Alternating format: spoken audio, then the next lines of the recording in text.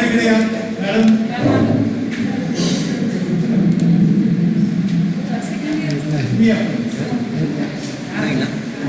आणि करा सुरू लगेच.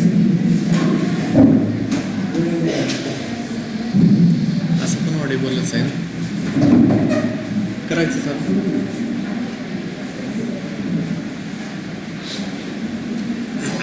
मी 1-2 मिनिटं बोलणार आहे. कधी जातो का सरांचं इंट्रोडक्शन मी 1-2 मिनिटं लगेच बोलतो. सरांचं आपण तुम्ही हे करा, माहिती सांगायचं होतं तुम्ही सगळे बोलतो. आणि सगळे आले पुढे या सगळे काय जाती. परत काय होतं, आवाज जात नाही आमचा. आलं तर बरं होईल.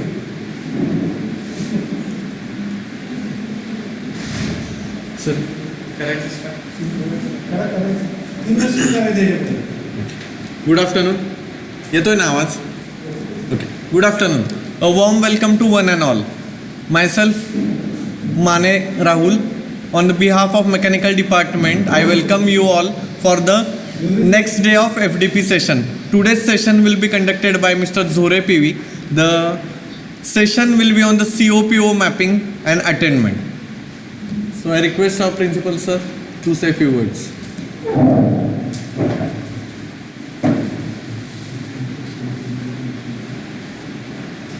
थोडंसं संख्या कमी आहे. सर्वांना नमस्कार. सर्व विभागाचे विभाग प्रमुख, FDPचे कोऑर्डिनेटर, सर्व शिक्षक. आज दुसरा दिवस आहे. ज्या लोकांना ॲडमिशनचं कामकाज नाही आहे, कोण राहिला असेल त्यांना निरोप द्यायला हरकत नाही आहे. COPO काही जुन्या लोकांना बऱ्यापैकी माहिती आहे, पण नवीन लोकांना काहीच माहीत नाही आहे असं मी समजतो. CO म्हणजे काय, PO म्हणजे काय, मॅपिंग कसं करायचं, तर आता जोरे सर त्याबद्दल सांगतील. मला थोडंसं आज आनंद असा होतो आहे की एक माझा वारसदार तयार झालेला आहे. म्हणजे जरी डिपार्टमेंटमधनं मी तिथे नसलो तरी कामकाज डिपार्टमेंटचं असेल किंवा कॉलेजचं असेल, कोणीतरी पुढं नेणार आहे याचा एक वेगळा आनंद आहे. आणि त्याची सुरुवात पण आपण लगेच अशी करायची आहे की तुम्ही क्लास टेस्ट 1 नुकतीच झालेली आहे, त्याचे मार्क्स एक 8 दिवसात तुम्ही चेक करा, विशेषतः सेकंड इयर आणि थर्ड इयर. आणि लगेच त्याचं अटेंडमेंट काढा त्याला.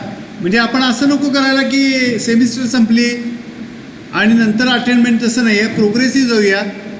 तर आपण आता सध्या लगेच इमिजिएट काय करू शकतो, क्लास टेस्ट 1ची लगेच आपण काय करू शकतो, त्याचे जे मार्क्स आहेत त्याच्यामध्ये सुद्धा मला वाटतं मी आयस्कीममध्ये काम केलेलं आहे. मी स्वतः के स्कीममध्ये कधीही काम केलेलं नाही. तर सरांनी मला वाटतं दोन्हीचं बघितलेलं आहे. आयस्कीमही बघितलं आहे आणि के स्कीम बघितलं. फार फरक नाही आहे, पण मला वाटतं की फार तुमचा वेळ घेत नाही आहे, तर त्या दृष्टीनं तुम्ही करावं असं मी सगळ्यांना आवाहन करतो आणि इथेच थांबतो. थँक्यू.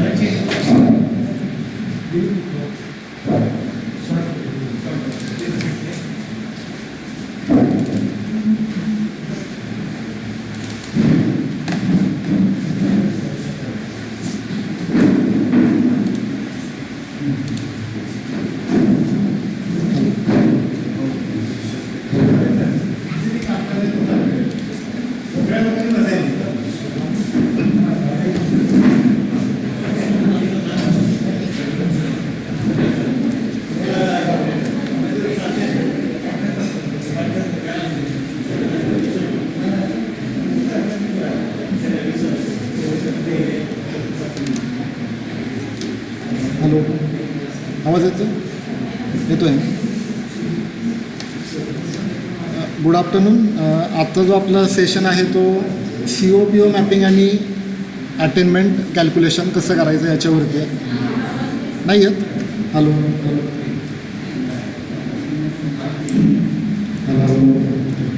सो डे 2 सेशन आहे आपला COPO mapping and attainment calculation. जसं मगाशी सरांनी सांगितलं, बऱ्याच लोकांना अटेनमेंट आणि कॅल्क्युलेशन कसं करायचं माहिती आहे.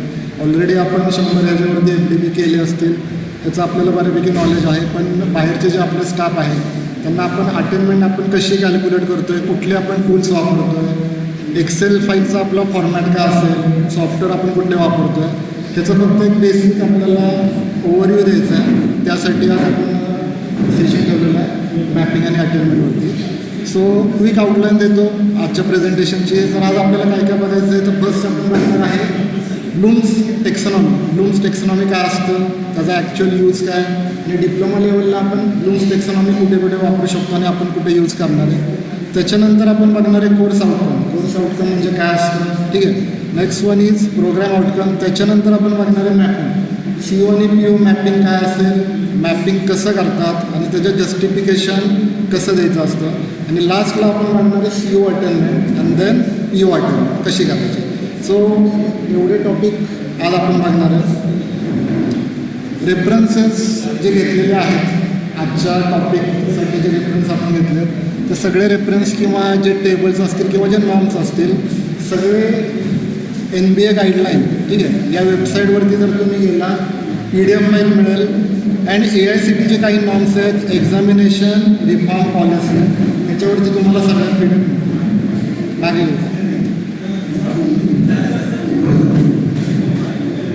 येते का? सो सगळे रेफरन्सेस आज जे आपण प्रेझेंटेशन बघणार आहे सगळ्या फाईल तुम्हाला या 2 लिंक्सवरती मिळून जाते. त्याच्या आधी आपण COPO मॅपिंग का करतो ते आपण बघूया. तर फर्स्ट ऑब्वियसली मॉनिटरिंगसाठी याला मार्क आहे, अटेनमेंटसाठी प्लस NBA साठी आपल्याला जायचं आहे. NBAचा जो क्रायटेरिया नंबर 3 आहे त्याच्यामध्ये 100 मार्क्स जे आहेत ते तुमचे कोर्स आउटकम आणि प्रोग्राम आउटकमसाठी आहेत. ह्याच्यामध्ये पूर्ण तुम्हाला मॅपिंग जे तुम्ही CO आणि POचं मॅपिंग करणार आहात ते सगळ्या सब्जेक्टचं फर्स्ट इयरपासून लास्ट इयरपर्यंतच्या सगळ्या सब्जेक्टचं मॅपिंग तुम्हाला याच्यामध्ये दाखवायचं आहे लास्ट 3 वर्षाचं. ते जर तुम्ही दाखवलं तर तुम्हाला 100 मार्क मिळणार. सो मॅपिंग ॲक्च्युली आपल्याला कसं करायचं आहे, त्याला मार्क्स किती असतील ते आपण बघणार आहे. आता त्याच्या आधी तुम्हाला माहिती पाहिजे की CO आणि PO आणि कोर्स आउटकम ॲक्च्युली येतो बघा. सो आता ही जी इमेज आहे ती NBAच्या वेबसाईटवरून घेतलेली आहे. जेव्हा तुम्ही जर बघितलं इकडे ॲरो जर हा बघितला, डेव्हलपमेंटचा ॲरो डाऊनवर्ड डिरेक्शनला आहे आणि अटेनमेंटचा ॲरो जो आहे तो अपवर्ड डिरेक्शनला आहे. ह्याचा अर्थ काय, तर सुरुवातीला आपण विजन आणि मिशन डिफाईन करतो, ठीक आहे. डायरेक्टली आपण कोर्स आउटकम डिफाईन करत नाही. पहिल्यांदा तुम्हाला तुमच्या इन्स्टिट्यूटचं विजन काय असेल, मिशन काय असेल ते पहिलं तुम्हाला डिफाईन करायचं. ऑब्व्हियसली विजन आणि मिशन आपल्याला माहिती आहे, आपल्या इन्स्टिट्यूटचं एन गोल काय असेल, एम काय असेल. सो पहिल्यांदा आपण विजन मिशन डिफाईन करणार आहे. त्याच्यानंतर आपण POs म्हणजेच प्रोग्राम एज्युकेशनल ऑब्जेक्टिव्ह डिफाईन करतो. आता प्रोग्राम एज्युकेशनल ऑब्जेक्टिव्ह म्हणजे काय असतं, तर आपला विद्यार्थी डिप्लोमा पासआउट झाला त्याच्यानंतर 4 वर्षांनी किंवा 3 वर्षांनी ॲक्च्युअल तो कुठल्या पोझिशनला असायला पाहिजे किंवा त्यानं कुठली गोल त्याचा फुलफिल केला पाहिजे, ते जे ऑब्जेक्टिव्ह आहेत त्याला म्हणतो आपण programme educational objective. For example मी माझं स्ट्रक्चर किंवा मी असा प्रोग्राम डिझाईन केला आहे त्याच्यामध्ये मला असं वाटतं की मुलांनी अनकन्व्हेन्शनल एनर्जी सोर्सेसमध्ये काम केलं पाहिजे. हे माझं काय तर प्रोग्राम आउटकम आहे. तर तो विद्यार्थी 4 वर्षानंतर त्या फील्डमध्ये काम करतो आहे का, किंवा किती विद्यार्थी माझे ज्यांना मी अनकन्व्हेन्शनल एनर्जी सोर्सेस शिकवलं आहे 4 वर्षानंतर किती मुलांनी तो गोल अचीव केला आहे, ह्यालाच काय म्हणणार आपण programme educational objective. So programme educational objective pass out झाल्यानंतर 3 किंवा 4 वर्षांनी डिफाईन होतात. किती मुलांनी डिफाईन केले ते आपण बघणार आहे. त्याच्यानंतर आपल्याला डेव्हलप जे करायचं आहे ते आपले प्रोग्राम आउटकम आणि प्रोग्राम स्पेसिफिक आउटकम. आता फॉर्च्युनेटली प्रोग्राम आउटकम जे आहेत ते आपल्याला NBAनं डिफाईन करून दिलेले आहेत, ते आपल्याला डिफाईन करावे लागत नाहीत.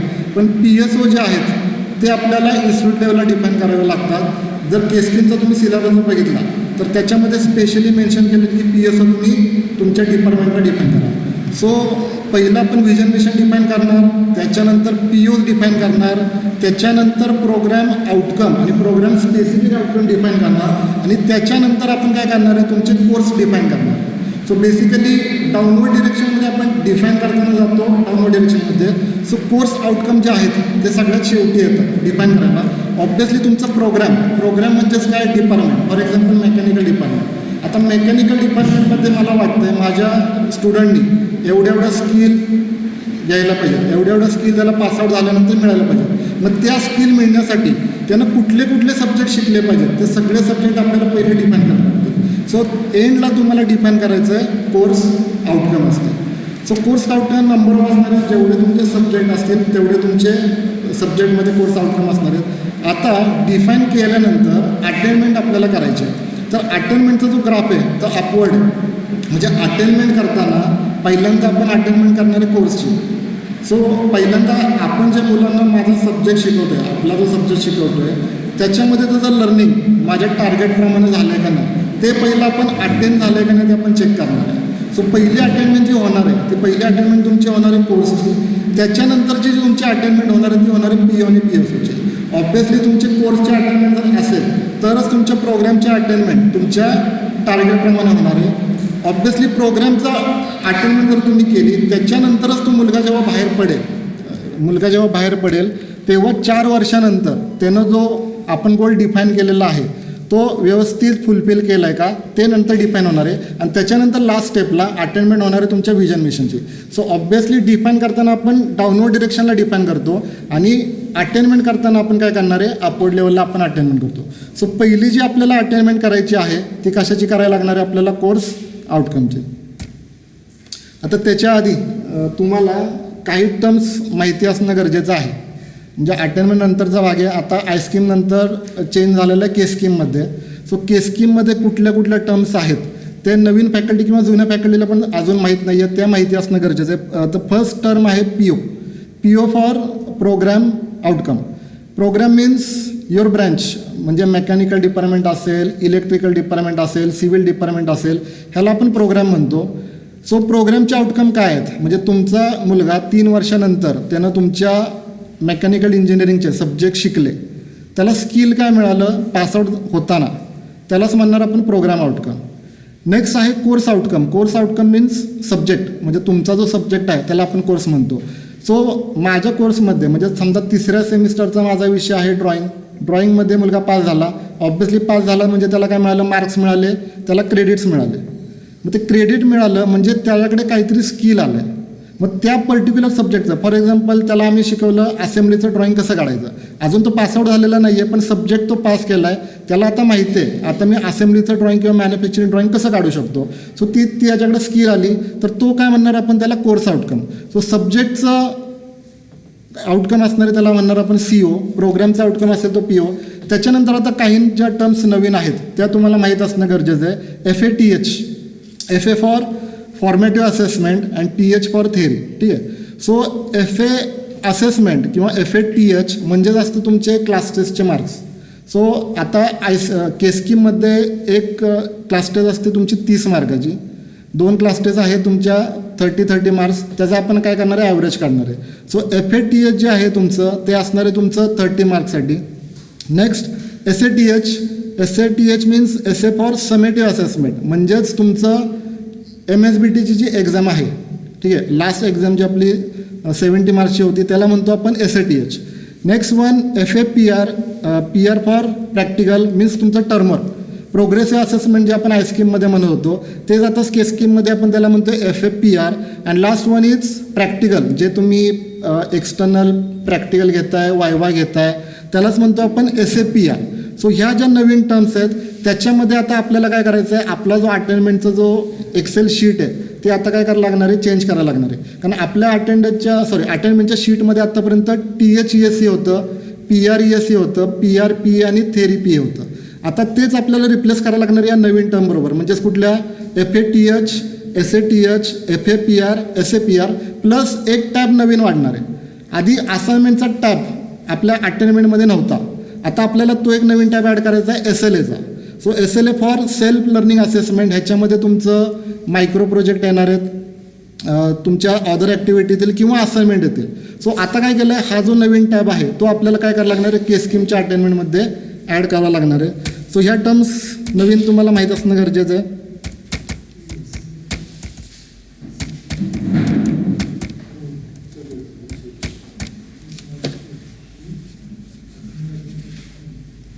पटकन होणार.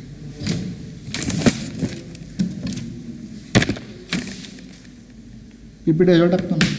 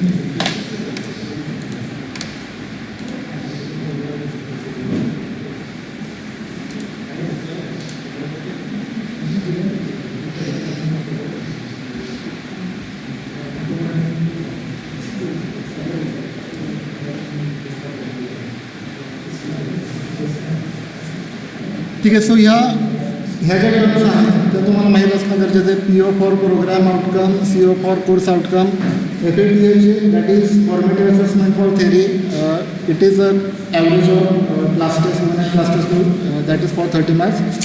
Then SATH summative assessment, it is a MSBT end semester examination of the 70 marks. Then FAPR formative assessment of practical, that is your progressive assessment, that is term work. And last one is SAPR summative assessment of practical. This is your external practicals, orals examination. And last one is SLA, that is self learning assessment. It includes microjet, assignment marks and other activities like creating videos and posters and other stuff. So you have to replace all these notations with asking. So first one is course outcome. What is course outcome? The course outcome state that the students on a successful completion of the course and earning a passing grade and the credit can perform, do and demonstrate with what he or she have done in this course. So ह्या केसमध्ये तुमचा student आपला विद्यार्थी जो आहे त्यानं तुमचा subject pass केल्यानंतर काय शिकला, ठीक आहे, त्या सब्जेक्टमध्ये काय शिकला ते तो परफॉर्म करू शकतो का इन रिअल लाईफमध्ये, ह्यालाच म्हणतो आपण course outcome. Next one is programme outcome. म्हणजे तुमचं मेकॅनिकल, फॉर एक्झाम्पल मेकॅनिकल डिपार्टमेंटमध्ये मुलगा पास झाला आहे, ॲज अ मेकॅनिकल इंजिनियर त्याच्यामध्ये कुठल्या ॲबिलिटीज किंवा कुठल्या स्किल असतील पासआउट होताना त्यालाच म्हणतो आपण प्रोग्राम आउटकम. प्रोग्राम आउटकम जे आहेत ते NBN ऑलरेडी आपल्याला डिफाईन केलेलं आहे. सो ह्याचंच काय करायचं आपल्याला, या कोर्स आउटकमचं प्रोग्राम आउटकम बरोबर काय करायचं आपल्याला मॅपिंग करायचं आहे. मॅपिंग करायचं म्हणजेच काय, दोघांचं आपल्याला कोरिलेशन ठरवायचं की कुठला CO कुठल्या PO बरोबर रिलेव्हंटली मॅच होतो आणि कुठला मॅच होत नाही. आता त्याच्या आधी तुम्हाला ब्लूम्स टेक्सॉनॉमी काय असतं ते माहीत असणं गरजेचं आहे. ब्लूम्स टेक्सॉनॉमी करिक्युलम डिझाईन करताना आणि असेसमेंट करताना वापरतात. आता ऑब्वियसली आपल्याला डिप्लोमा लेवलला आपल्याला जो करिक्युलम आहे त्याचं स्ट्रक्चर जे आहे ते सगळं आपल्याला MSBTकडून मिळतं. सो आपल्याला करिक्युलम डिझाईन करताना ब्लूम्स टेक्सॉनॉमी वापरावी लागत नाही, पण त्याचा यूज आपण असेसमेंट करताना वापरणार आहे. आता असेसमेंट करताना म्हणजेच काय, तर समजा एक्झाम मला घ्यायचे, युनिट टेस्ट घ्यायचे, तर युनिट टेस्टचे जे क्वेश्चन आपण ठरवतो ते क्वेश्चन ॲज पर ब्लूम्स टेक्सॉनॉमी असले पाहिजे. आता आपला कंट्रोल कुठल्या असेसमेंटवरती आहे, तुमचा मायक्रो प्रोजेक्ट असेल त्याच्यावरती आपला कंट्रोल आहे, प्रॅक्टिकल आपण काय घेतो आहे त्याच्यावरती आपला कंट्रोल आहे, युनिट टेस्ट काय घेतो आहे आपण त्याच्यावरती कंट्रोल आहे. सो अशा केसमध्ये कुठल्या COवरती किती क्वेश्चन विचारले पाहिजे ॲज पर ब्लूम्स टेक्सॉनॉमी ते आपण ठरवू शकतो. MSBTची जी एक्झाम असते त्याच्यावरती आपला कंट्रोल नसतो, त्यामुळे तिथे कुठल्या COवरती कुठला क्वेश्चन विचारायचा याचा आपण असेसमेंट करू शकत नाही. सो पहिल्यांदा तुम्हाला ब्लूम्स टेक्सॉनॉमी कशी वापरली जाते ते तुम्हाला थोडंसं बेसिक माहीत असणं गरजेचं आहे. तर ब्लूम्स टेक्सॉनॉमी जे 6 लेवल्स आहेत, आपल्याला डिप्लोमा लेवलला फक्त 3 आहेत. सगळ्यात लोएस्ट लेवल जर म्हणली तर ती आहे remember, next one is understand and next one is apply.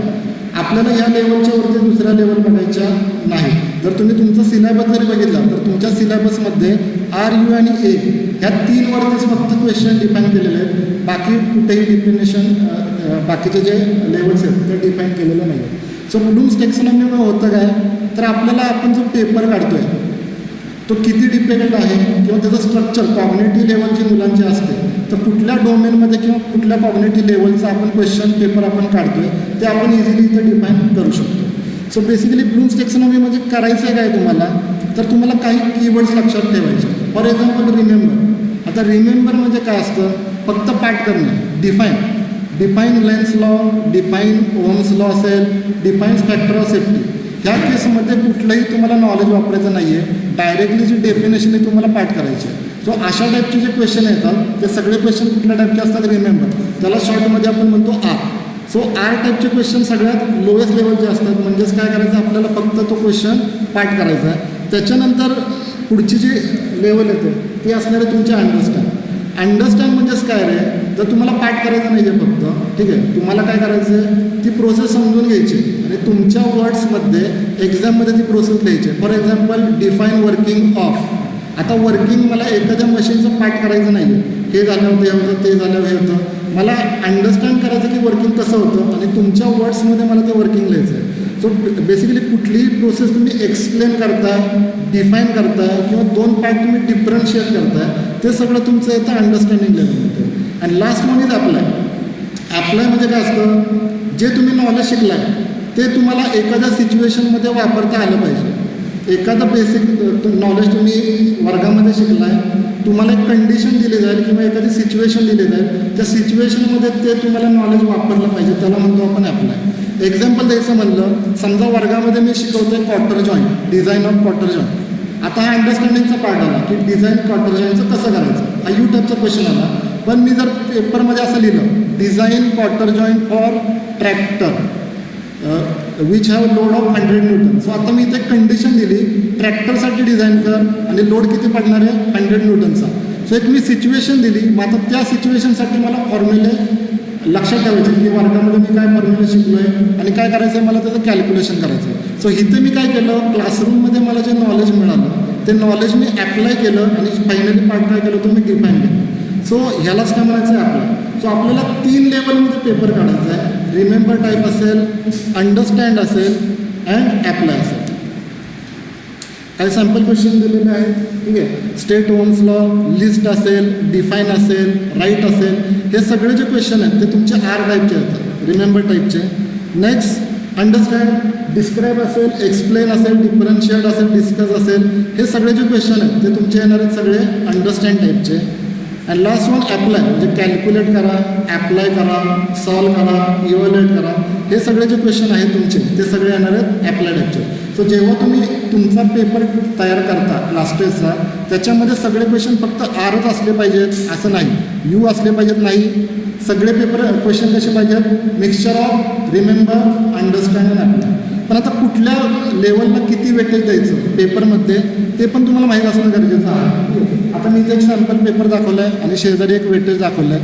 तर पेपर तयार करताना तुम्हाला पहिल्यांदा असं तुमच्या इथं टेबल ड्रॉ करायचं आहे, ठीक आहे.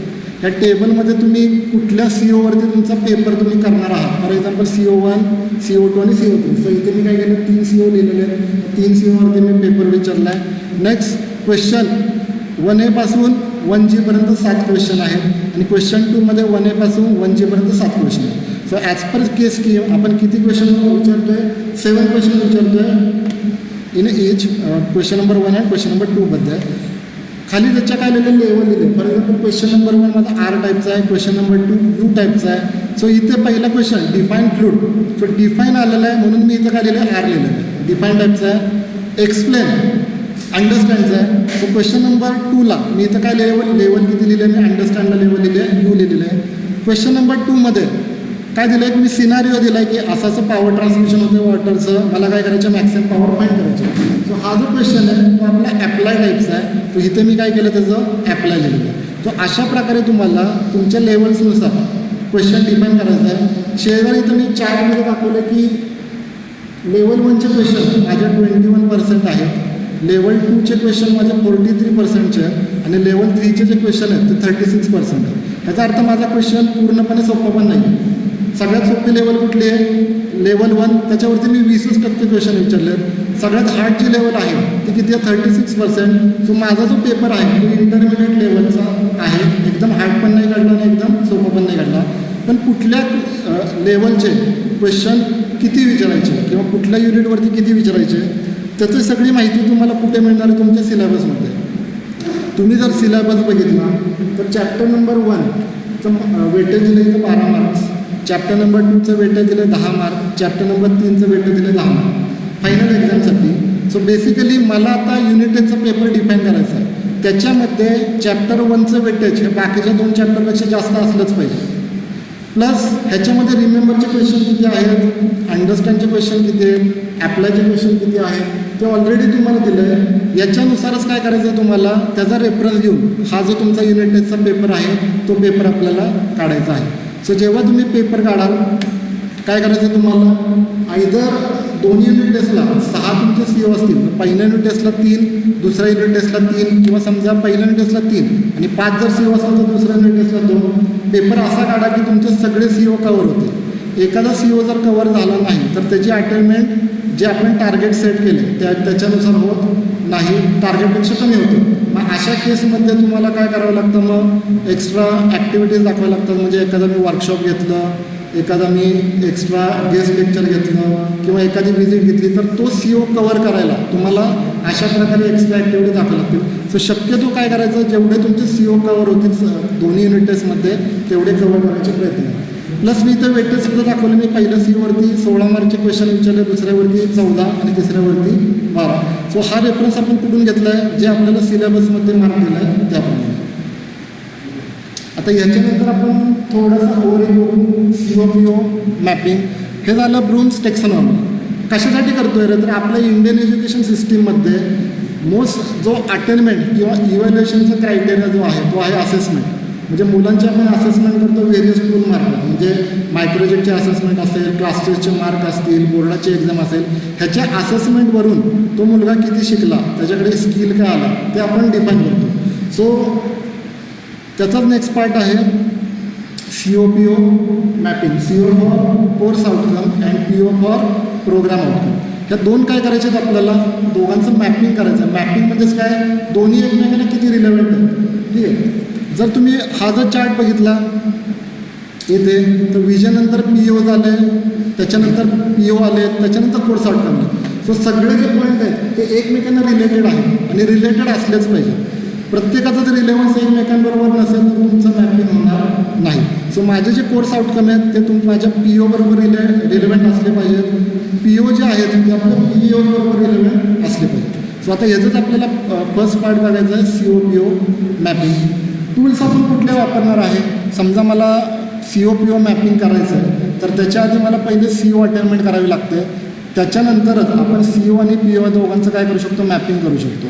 सो मला आता समजा CO अटेनमेंट करायचं आहे तर कोणते आपण टूल्स वापरणार आहे, तर टूल्स आपण 2 पार्टमध्ये डिवाईड केले. आयदर इंटरनल असेसमेंट टूल असेल किंवा एक्सटर्नल. इंटरनलमध्ये काय येणार आहे, तुमचे क्लास टेस्टचे मार्क्स असतील, तुमचे मायक्रोजेटचे मार्क असतील, तुमचं प्रोग्रेसिव्ह असेसमेंट असेल किंवा इंटरनल ओरल असतील, हे सगळं असणार आहे तुमचं इंटरनल असेसमेंट. बोर्डाचे जे एक्झाम होतात, ठीक आहे, एक्सटर्नल एक्झाम ज्या होतात थेअरीच्या आणि प्रॅक्टिकलच्या, त्या असणार आहेत तुमच्या एक्सटर्नल असेसमेंट. सो मला समजा PO आणि POचं जर अटेनमेंट करायचं असेल तर आपण कुठले टूल वापरतो आहे, इंटरनल टूल. म्हणजे आपले आपण अकॅडमिक इयरमध्ये जे आपण ॲक्टिव्हिटी करतो. Next one is external tool. आता फॉर्च्युनेटली जर तुम्ही बघितलं डिग्री लेवलला किंवा UG लेवलला, PG लेवलला कॉलेजेस काय करतात, CO डिफाईन करतात. म्हणजे कॉलेजला काय करायचे असतात, CO डिफाईन करायचे असतात. आपल्याला CO जे आहेत कोर्स आउटकम ते MSBTच प्रोव्हाइड करतात. पण असं रिस्ट्रिक्शन नाही आहे की तुम्ही जेवढे CO तुम्हाला MSBTनं दिलेले आहेत तेच वापरले पाहिजेत. कॉलेज टू कॉलेज एखादा CO काय होऊ शकतो, डेपर होऊ शकतो. फॉर एक्झाम्पल म्हणजे मला जर वाटतं की आत्ता जे सिलेबसमध्ये शिकतो आहे त्याच्यामध्ये हा CO कवर झालेला नाही तर आपण काय करू शकतो, तो CO आपण तयार करू शकतो. पण तयार करताना तुम्हाला त्याचं प्रॉपर जस्टिफिकेशनसुद्धा देता आलं पाहिजे. आता नेक्स्ट POच. ठीक आहे, सो जर तुमचं जर आता सिलेबस बघितला तर मॅक्सिमम प्रत्येक सब्जेक्टमध्ये किती COज असतात, 5 ते 6 CO असतात. ते 5 ते 6 COज आपल्याला काय करायचं आहे, प्रोग्राम आउटकम जे आहेत त्या प्रोग्राम आउटकम बरोबर काय करायचे आहेत, आपल्याला मॅप करायचे आहेत. आता प्रोग्राम आउटकम जे होते आधी टोटल 12 होते. आधी जर तुम्ही सार बघितलं असेल त्याच्यामध्ये 12 होते.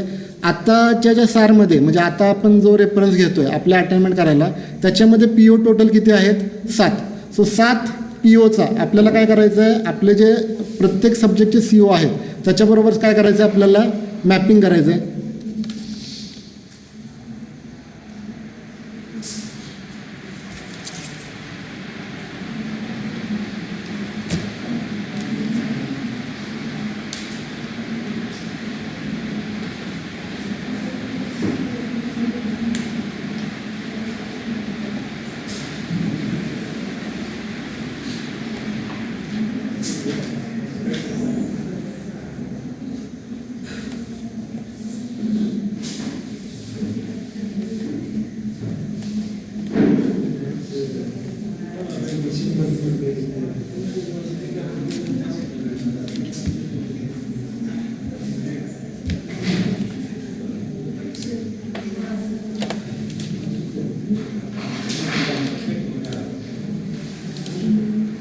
कोण बंद करतं का लाईट? नाही, कंटाळा म्हणून बंद नाही करतो. कुठं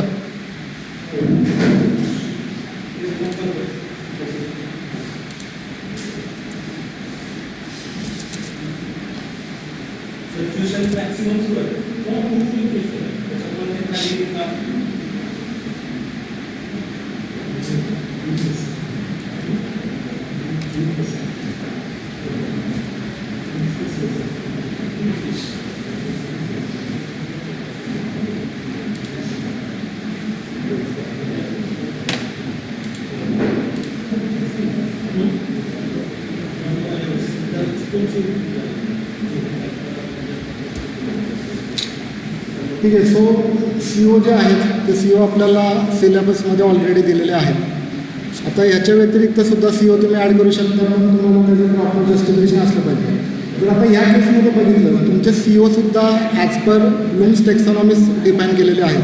फॉर एक्झाम्पल डिटरमाइन म्हणजे काय आलं अंडरस्टँड टाईपचा आहे, यू टाईपचा. ॲप्लाय म्हणजे कुठले तुमचं ॲप्लाय लेवल असेल. कॅल्क्युलेटसुद्धा कुठल्या ॲप्लाय लेवलचा आहे. सो आपले जे सी ओ आहेत ते सुद्धा काय केलं आपण ब्लूम्स टेक्सॉनॉमीनुसार काय केलेले डिफाईन केलेलं आहे. त्या सी ओचं आपल्याला काय करायचं आहे पी ओ बरोबर मॅपिंग करायचं. आता टोटल पी ओ जर बघितले टोटल पी ओ आहे 7. पहिले जे 4 पी ओ आहेत ते डोमेन स्पेसिफिक आहेत. म्हणजे प्रत्येक डोमेनचे स्पेसिफिक पी ओ असणारे PO1, PO2, PO3, PO4 तुमचे जे टेक्निकल सब्जेक्ट असतात ह्या टेक्निकल सब्जेक्टमध्ये तुमचे हे जे पी ओ आहेत ते कवर होऊन जातात. PO नंबर 5, PO नंबर 6 आणि PO नंबर 7 हे डोमेन इंडिपेंडंट आहे. म्हणजे तुम्हाला हे जर PO जर अचीव करायचे असतील तर तुम्हाला एक्स्ट्रा ॲक्टिव्हिटी घ्याव्या लागतात. फॉर एक्झाम्पल मला मायक्रोजेक्ट असेल. आता जर तुम्ही बघितलं MSBTने काय केलं मायक्रोजेक्ट डिफाईन केलं की मुलांनी मायक्रोजेक्ट करावं. मायक्रोजेक्टमध्ये काय होणार आहे तुम्हाला तर मुले काय शिकणार आहेत टीमवर्क कसं करायचं किंवा as a leadership activity perform कशी करायची. तर तुमचा हा जो PO आहे तो कशामध्ये तुमचा कवर होऊन जातो मायक्रोजेक्टमध्ये. प्लस मायक्रोजेक्ट करायचं आहे म्हणजे फायनान्स येणार आहे त्याच्यामध्ये मुलांना खर्च करावा लागेल. सो फायनान्स मॅनेजमेंट कसं करावं ते तुम्ही याच्यामध्ये शिकणार. सो PO6 जो आहे तो तुमचा मायक्रोजेक्ट वगैरे ॲक्टिव्हिटीमधून कवर होतो. PO नंबर 5 जो आहे त्याच्यामध्ये जर तुम्ही आता बघितलं केस्कीमध्ये EIC हा जो सब्जेक्ट आहे तो इंट्रोड्यूस केला इसेन्स ऑफ इंडियन कॉन्स्टिट्यूशन. तो त्या सब्जेक्टमध्ये एथिकल प्रॅक्टिसेस काय असतात मुलांनी एथिकल प्रॅक्टिस कशा करायला पाहिजे. For example me as a civil engineer आहे. मला काय शिकवलं आहे सिव्हिल इंजिनिअरिंगमध्ये कॉन्क्रीटचं मिक्सचर किती ठेवायला पाहिजे म्हणजे मी क्वालिटी मिक्सचर ठेवू शकतो. मग त्यांना एथिक्स पाळून तेवढंच कॉन्क्रीटचं मिक्सचर ठेवलं तरच ते कामं होणार आहे क्वालिटी असणार आहे. सो त्या एथिक्स कुठल्या असतात किंवा नॉर्म्स कुठले असतात. ॲज अ इंजिनियर आपण एखाद्या कंपनीमध्ये काम करतो आहे किंवा एखादी ॲक्टिव्हिटी परफॉर्म करतो आहे तर कुठले नॉर्म्स मी फॉलो केले पाहिजे. ते नॉर्म्स जे आपण कवर करणार आहे ते कशामध्ये असणार PO5. फॉर एक्झाम्पल मेकॅनिकल इंजिनिअरिंगचे नॉर्म जर बघितले तर ASME म्हणजे American society of mechanical engineer हे जर तुम्ही हँडबुक बघितलं तर त्याच्यामध्ये ॲज अ मेकॅनिकल इंजिनियर कुठले नॉर्म्स फॉलो केले पाहिजेत ते तुम्हाला याच्यामध्ये नॉलेज मिळू शकतं. सो पहिले जे 4 CO आहेत ते तुमचे कुठले तर स्पेसिफिक आहेत domain specific. For example basic knowledge basic and discipline specific knowledge. काय सांगतं रे apply knowledge of basic mathematics and science and engineering fundamental. ठीक आहे. सो ह्या केसमध्ये आपण काय करतोय, मॅथमॅटिक्सचं नॉलेज अप्लाय करतोय, सायन्सचं नॉलेज अप्लाय करतोय आणि इंजिनिअरिंगमध्ये जे बेसिक तुम्ही फंडामेंटल गोष्टी शिकलाय त्याचं नॉलेज तुम्ही अप्लाय करताय.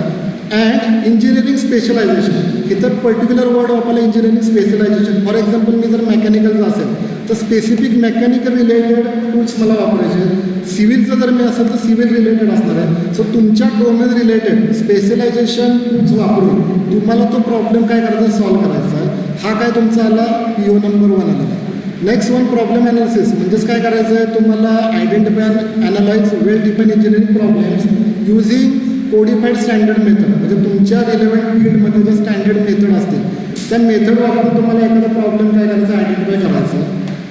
सो पहिले जे 4 CO आहेत ते तुमचे कशामध्ये कवर होतील, तुमच्या सगळ्या सब्जेक्टमध्ये कवर होतील. सो हे जे तुमचे PO आहेत ह्याचं काय करायचं आहे आपल्याला, आपले जे CO आहेत त्या CO बरोबर काय करायचं आहे आपल्याला, मॅपिंग करायचं आहे. आता मॅपिंग करायचं म्हणजे ॲक्च्युली काय करायचं आहे, जर समजा हायली रिलेव्हंट असेल, म्हणजे दोन्ही जे वर्डिंग आहे रिलेव्हन्सी दोघांची जर स्ट्रॉंग असेल तर मॅपिंगला मी किती देणार आहे, त्याला वेटेज 3, म्हणजे मॅक्सिमम वेटेज आहे 3. एकदम स्लाइटली मॅच होते तर त्याला मी वेटेज देणार आहे 1, आणि मॉडरेटली जर मॅच होत असेल तर त्याला काय आपण वेटेज देतो आहे 2, आणि मॅचच जर होत असेल तर इन्स्टेड ऑफ 0 तिथे आपण काय पुट करतो आहे, डायरेक्टली डॅश.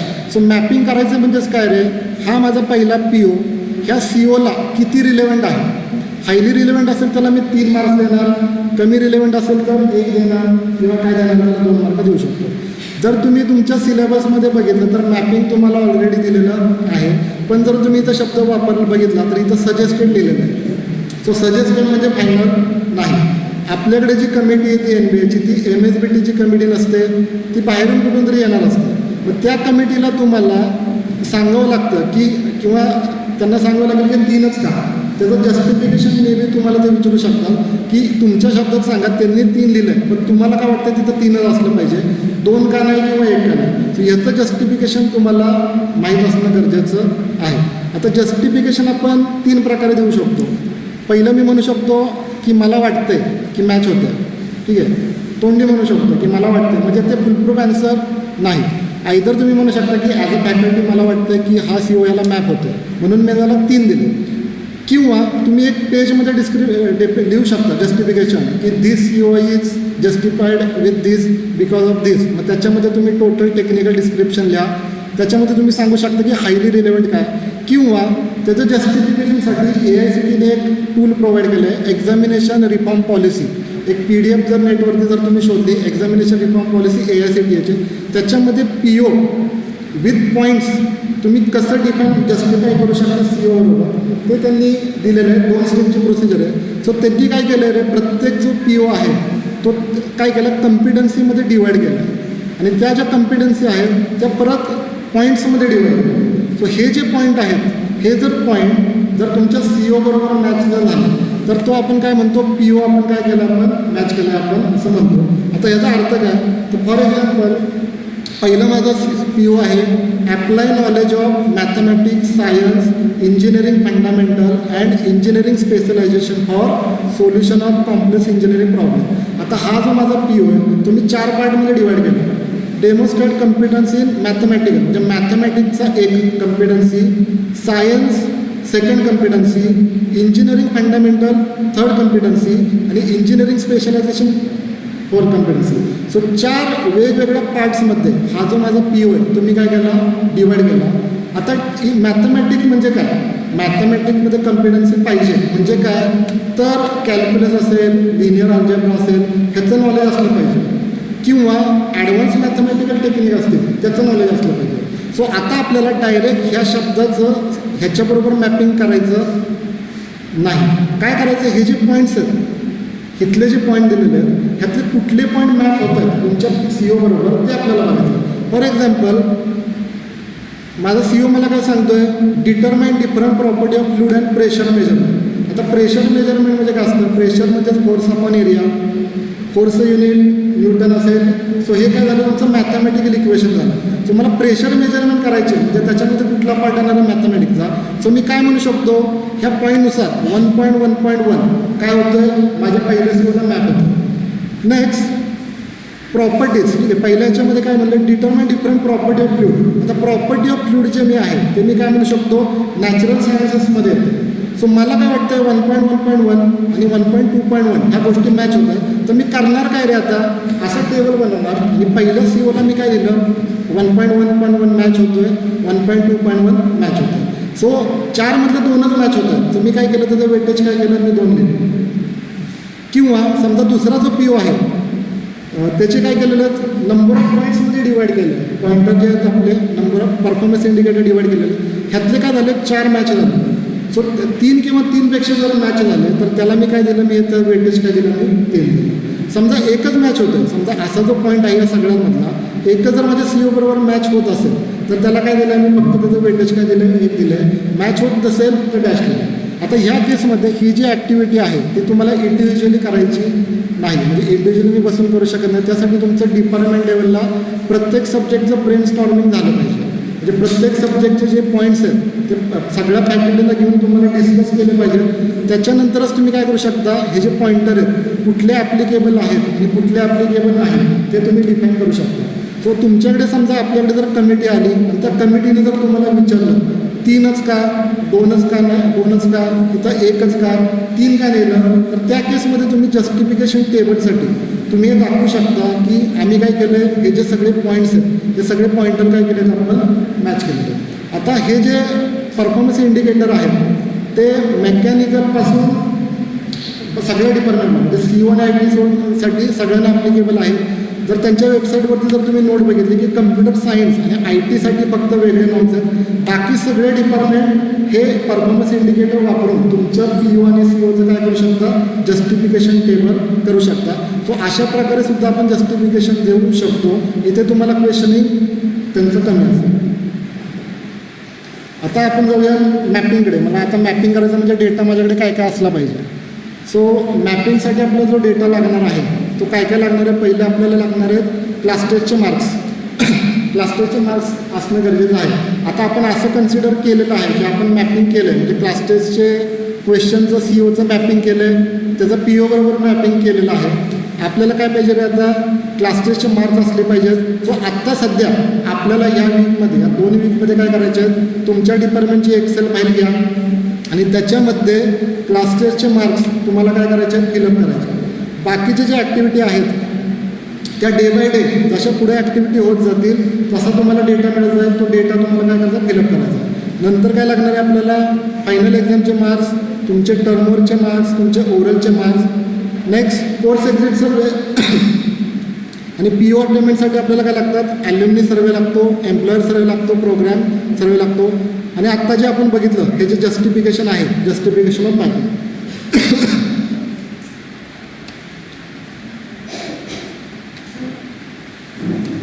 आता हे मार्क्स तुमच्याकडे आले, ठीक आहे, सगळं तुम्ही डेटा कलेक्ट केला, पण आता फिल कुठं करायचं, हा भरायचं आहे कुठं, तर त्यासाठी आपण काय केलेलं आहे, एक्सेल शीट तयार केलेली आहे अटेंडमेंटची. सो आपला जो सगळा डेटा असणार आहे तो सगळा जो डेटा आहे आपला तो आपण काय करणार आहे, ह्या एक्सेल शीटमध्ये आपण भरणार आहे. ह्या एक्सेल शीटमध्ये आपलं जे सगळं कॅल्क्युलेशन आहे ते जे फॉर्म्युला ऑलरेडी टाकलेले आहेत, फक्त तुम्हाला डेटा भरायचा आहे, तुम्हाला सगळं व्हॅल्यू मिळत जाते. सो तुम्हाला भरायचं आहे काय, या वीकमध्ये काय करायचं आहे, तर पहिलं तुमचं इन्फॉर्मेशन जे मुलांची नावं असतील मुलांचे एनरोलमेंट नंबर असतील ते टाकायचे, सीट नंबर इथे येणार नाही आहे. सेकंड कॉलममध्ये तुमचे POज काय 7 PO आहेत, POचं तुमचे डिपार्टमेंट लेवलला काय डिफाईन झाले ते असतील, प्लस तुमचे कोर्स आउटकम काय काय ते तुम्हाला इथे टाकायचे. त्याच्यानंतर येणार आहे तुमचं अटेंडमेंट कॅल्क्युलेशन, ठीक आहे, अटेंडमेंट लेवल कॅल्क्युलेटेड. इथे तुम्हाला टार्गेट सेट करायचं. आता टार्गेट कसं सेट करायचं, नंबर ऑफ वेज आहेत. जर सारमध्ये जर बघितला टार्गेट सेट करायचं किंवा मल्टिपल जर तुम्ही सारमध्ये जर बाकीच्या कॉलेजच्या बघितला तर त्यांनी काय केलं आहे, सारसाठी लेवल ठरवलं, level 1 to level 5. So level 1चं टार्गेटमध्ये काय असणार आहे, तुमचा 3 वर्षाचा तुम्हाला रिझल्ट बघायचा. तुमचा 3 वर्षामध्ये तुमचं ॲव्हरेज स्टुडंट पासिंग लेस दॅन 20% असेल तर तुमचं अटेंडमेंट लेवल 1 येते, 20 to 40% असेल लेवल 2, 40 to 60 असेल लेवल 3, 60 to 80 असेल लेवल 4 अँड 80 to 100 असेल तर लेवल 5. सो तुमचे ॲव्हरेज लास्ट 3 इयरचा ह्याच्यामध्ये कुठला आहे त्यानुसार तुम्हाला काय करायचं, तुमचं टार्गेट सेट करायचं आहे. टार्गेट हे नेहमी कसं असलं पाहिजे, कंटिन्युअसली इम्प्रूव्हिंग टाईपचं असलं पाहिजे. म्हणजे एखाद्या वर्षी टार्गेट 60 आहे, दुसऱ्या वर्षी ते 55 झालं. टार्गेट तुमचं नेहमी कसं असलं पाहिजे, इन्क्रीजिंग मॅनरमध्ये असलं पाहिजे. सो ह्या केसमध्ये इथे तुम्हाला लास्ट 3 इयर्सचा काय करायचं, तुमचे जे ॲव्हरेज आहे लास्ट ॲव्हरेज त्याचे मार्क्स तुम्हाला इथं टाकायचे.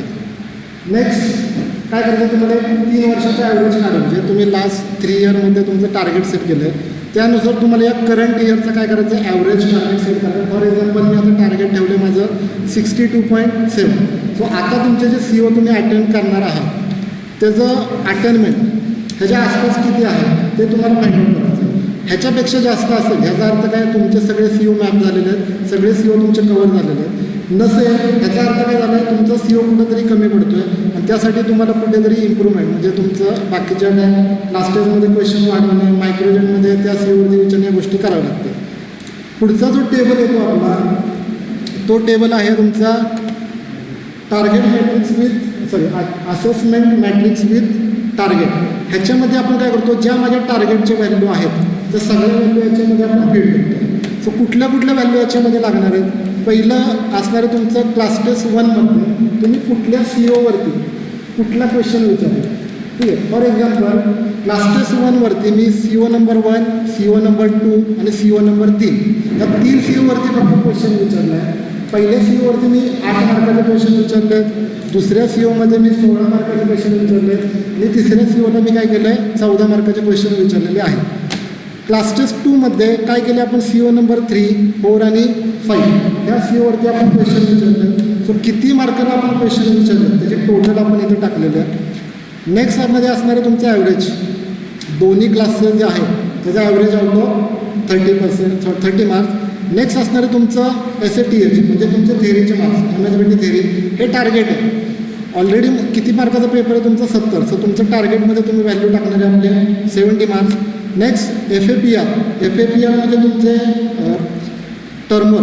सो टर्मरमध्ये पहिल्या COमध्ये 275 मार्काचा कवर झालेला आहे, दुसरा CO फक्त 25 मार्काचा. सो इथे काय केलं आपण कॅल्क्युलेशन केलं प्रत्येक मार्क्स तुमच्या टर्मरचे.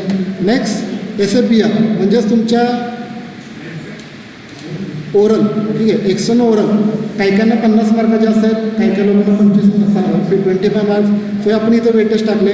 आणि last one is SLA means तुमचे जे असाइनमेंट आहेत ज्या तुम्ही आता केस टीममध्ये वेगळे देणार आहे ते तुम्ही किती मार्काला प्रत्येक COवरती विचारलं आहे त्याचे मार्क देणार. आता या सगळ्याची जी टोटल आहे ती टोटल आपण केलं इथं फाईंड केलेली आहे की ही टोटल किती आली. ठीक आहे, आता ही जी टोटल आहे ती आपण काय केली आहे 80 मार्कमध्ये परत कन्वर्ट केली. ते कशासाठी तर लक्षात घ्या, अटेनमेंट करताना आपण डायरेक्ट अटेनमेंट 80%ची घेतो आणि इनडायरेक्ट अटेनमेंट जी आहे ती आपली 20% असते.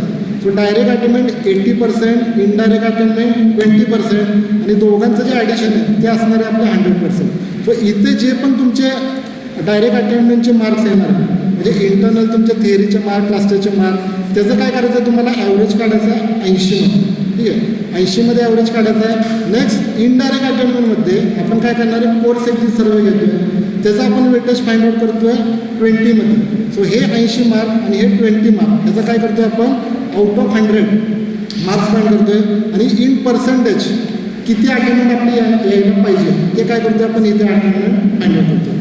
सो ह्या मॅट्रिक्समध्ये काय करतो आपण सगळ्या फक्त व्हॅल्यू सेट केलेलं की टार्गेट व्हॅल्यू किती पाहिजे.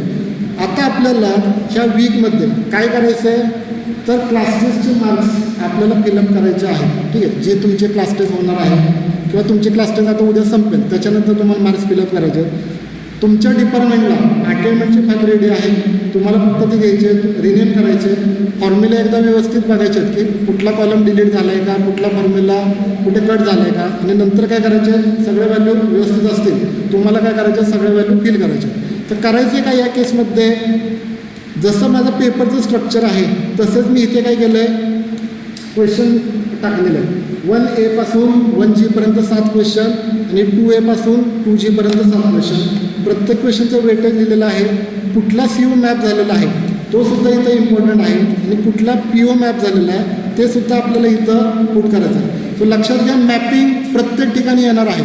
आपण मॅप करतोय, मॅपिंग आपण कुठे कुठं करतोय, मायक्रोजेटमध्ये मॅपिंग होणार आहे, तुमच्या क्लास टेस्टमध्ये मॅपिंग होणार आहे, तुमच्या थेअरी एक्झाममध्ये मॅपिंग होणार आहे. सो प्रत्येक गोष्टीमध्ये मॅपिंग तुम्हाला करायचं आहे. आता मार्क्स भरायचे कसे, ठीक आहे, बघताना थोडंसं कॉम्प्लिकेटेड किंवा लेंदी वाटेल, पण ॲक्च्युली एकदा सवय लागली लगेच एक तासामध्ये होऊन जातं. सो इथे काय केलं रे, तुम्हाला पहिले तुमचे स्टुडंट्स जे असतील त्यांची सगळी नावं टाकलेली आहेत. प्रत्येक जो क्वेश्चन आहे 1A पासून 1G पर्यंत प्रत्येक क्वेश्चनचे तुम्हाला इथं मार्क लिहायचे. फॉर एक्झाम्पल स्टुडंट नंबर 1ला 1A मध्ये 1 मार्क मिळाला आहे, इथे लिहायचं आहे. दुसरा तिसरा क्वेश्चन त्याने अटेम्प्टच केलं नाही, ब्लँक ठेवायचं आहे. 2A मध्ये 3 मार्क मिळाले आहेत, 2B मध्ये 1 मिळाले आहेत, 2C मध्ये 3 मिळाले आहेत आणि 2G मध्ये 1 मिळाले. सो बेसिकली तुम्हाला प्रत्येक मुलाचा प्रत्येक क्वेश्चन जो त्याने एक्झाममध्ये आता सॉल्व केलेला आहे त्या प्रत्येक क्वेश्चनचे मार्क्स तुम्हाला काय करायचे आहेत, ह्या एक्सेल फाईलमध्ये काय करायचे आहेत, तुम्हाला इथे एंटर करायचं. जर अटेम्प्ट केलं नसेल ब्लँक ठेवायचं आहे. अटेम्प्ट केल्यानंतर जर 0 मार्क असतील तर तुम्हाला डायरेक्टली इथं 0 मिळते. सो आपल्याला काय करायचं, आता जेव्हा तुम्ही क्लास टेस्टचा पेपर आता चेक कराल, चेक करताना वरती तुमच्या फर्स्ट पेजमध्ये काय करायचे, डायरेक्ट टोटल लिहायचे नाही, म्हणजे 20 पैकी 30 पैकी त्याला 25 पडले असं लिहू नका. काय करा, एक टेबल ड्रॉ करा आणि त्याच्यामध्ये 1A पासून 1G पर्यंत किती मार्क मिळाले ते लिहा. म्हणजे जेव्हा तुम्ही अटेंडमेंट करायला जाल तेव्हा तुम्हाला वरती मार्क एंटर करणं इझी पडेल. डायरेक्टली आतमध्ये जर चेकिंग असेल तर तुम्हाला प्रत्येक पेपर ओपन करावं लागेल आणि प्रत्येक पेपरचे प्रत्येक मुलाचे मार्क असे तुम्हाला मॅन्युअली एंटर करावे लागतील. सो आत्ता आपल्याला काय करायचं, क्लास टेस्टचे मार्क्स इथं एंटर करायचे प्रत्येक क्वेश्चनचे. मार्क्स एंटर केल्यानंतर त्याचं कॅल्क्युलेशन जे आहे ते सगळं कॅल्क्युलेशन इथं येतं. ठीक आहे, आता कॅल्क्युलेशन म्हणजे काय येतं, तर किती मॅक्सिमम मार्क मिळाला, म्हणजे क्वेश्चन नंबर 1 जो आहे तो किती मुलांनी सॉल्व केला. ठीक आहे, सो टोटल मॅक्सिमम मार्क किती मुलांना मिळाले, 83. ठीक आहे, 83 मार्क्स मॅक्सिमम आहेत क्वेश्चनमध्ये. किती मुलांनी अटेम्प्ट केला, 61. म्हणजे टोटल मुलं आहेत 82 मधल्या 61 मुलांनी तो क्वेश्चन अटेम्प्ट केला. सो याच्यामध्ये सुद्धा आपल्याला काय करून येतं रे, की मी जो क्वेश्चन टाकला तो किती मुलांना डिफिकल्ट गेला, किती मुलांना तो सॉल्व करायला इझी गेला. नेक्स्ट कुठला CO त्याच्यामध्ये मॅप केला, तो कुठला CO मॅप झाला आपला, CO नंबर 3. PO कुठले मॅप झालेले आहेत आणि त्याचं पर्सेंटेज मार्क किती आहेत, तर तुमचं 68%. सो असं काय करणार आहे आपण, प्रत्येक क्वेश्चनचं काय करतो आहे आपण, मॅपिंग फाइंड आउट करतो. क्वेश्चनचं पर्सेंटेज मिळालं की त्याच्यामुळं काय होतं, ॲटोमॅटिकली तो CO सुद्धा मॅप होऊन जातो. म्हणजे मला काय कळतं रे, 1 जो CO आहे त्याच्यामध्ये क्वेश्चन 2 मध्ये 98 मुलांना काय जमलं आहे, तो क्वेश्चन सॉल्व करायला जमलेला आहे. ते जे मार्क्स आहेत ते काय करणार आहे आपण खाली इथे पुट करणार आहे. फॉर एक्झाम्पल 1A मध्ये कुठला CO मॅप केला आहे, CO नंबर 3. माझा 1A जो क्वेश्चन आहे तो CO नंबर 3 मॅप केला आहे आणि त्याला मॅक्सिमम पर्सेंटमध्ये किती मार्क आहे, 68%. सो मी खाली काय लिहिणार, माझा जो CO आहे त्याच्यासमोर ते मार्क मी लिहून टाकणार 68%चे. नेक्स्ट CO नंबर 2 आणि CO नंबर 1. सो इथे मला काय मिळतं रे, तर फायनल मला इथे काय मिळणार आहे,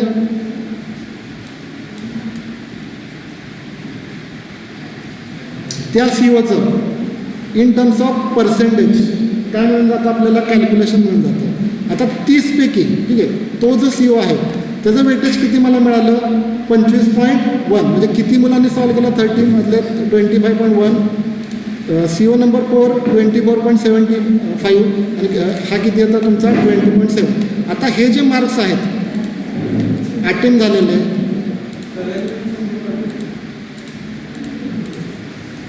ते जे तुमचे मार्क्स आहेत ते कुठे जाणार आहे, तुमच्या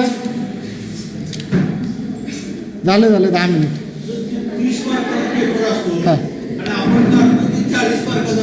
कुठला थांबा, 30. हो नाही ते नाही हे आपण हे काढतोय काय वेटेज आउट ऑफ 30. म्हणजे क्लास टेस्ट 1 क्लास टेस्ट 2चा ॲव्हरेज नाही का काढतोय आपण, क्लास टेस्ट 1 क्लास टेस्ट 2 आणि 30 आपण 38 हो. आता आता यात फॉर्म्युला काय वापरला आहे बघू. नाही फॉर्म्युला बघतो ना. बरोबर आहे. हां बरोबर. आपण काय केलं आता इथं वेटेज बघितलं तर किती येतं आहे 10 10 20 38. त्यांनी काय केलं आहे 8 मार्क समजा मी क्वेश्चन नंबर नाही म्हणजे समजा पहिला CO आहे पहिला त्याच्यावरती मी 8च मार्काचं विचारलं क्वेश्चन 8च. मग त्यांनी 8 मार्काचं काय केलं ते 30मध्ये कन्व्हर्जन केलं परत असं केलं. म्हणजे 8 मार्काचं आहे तर आउट ऑफ 30 त्याचं वेटेज किती असं यात काढलं आपल्या फॉर्म्युलानुसार.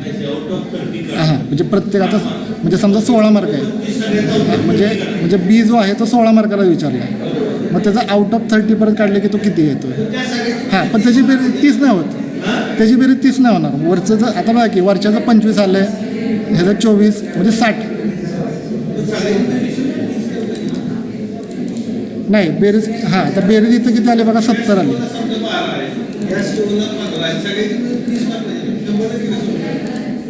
आता आपल्या अटेंडमेंटमध्ये किती आले 70 आले 70 सगळ्याची बेरीज.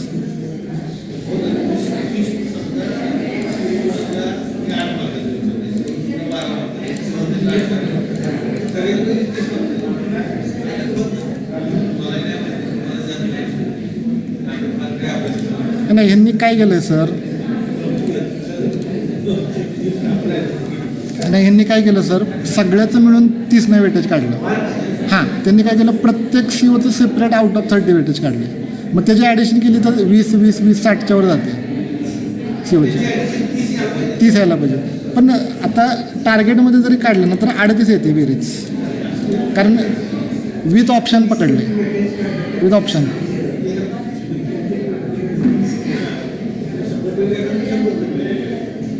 ॲक्च्युअली सर ते लेवलमध्ये काहीतरी काढायला पाहिजे 1 2 3 असं काहीतरी पाहिजे.